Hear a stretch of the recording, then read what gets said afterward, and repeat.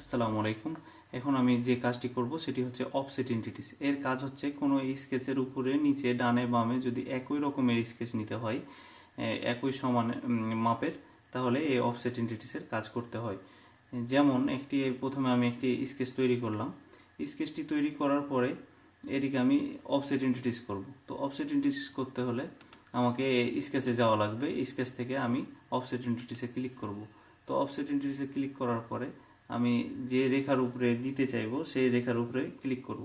তো সেই রেখার উপরে আমি ক্লিক করলাম, আমার চারিপাশেই চলে এসছে 10 মিলিমিটার উপরে। যদি আমার ইচ্ছা হয় যে না, আমি এই অফসেট এন্টিটিসটা ভিতরে নিব, তাহলে এখানে রিভার্সে ক্লিক করলে আমার ভিতরে 10 মিলিমিটার ভিতরে চলে আসছে। যদি আমার ইচ্ছা হয় যে না, আমি এখানে 10 মিলিমিটার নিব না, 20 মিলিমিটার নিব, তাহলে আমি এখান থেকে 20 মিলিমিটার লিখে দিব বা এখানে ক্লিক করলেই হয়ে যাবে।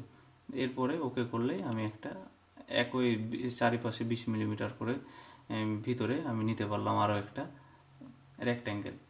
এইভাবে অফসেট এন্টিটিসের কাজ করতে হয়।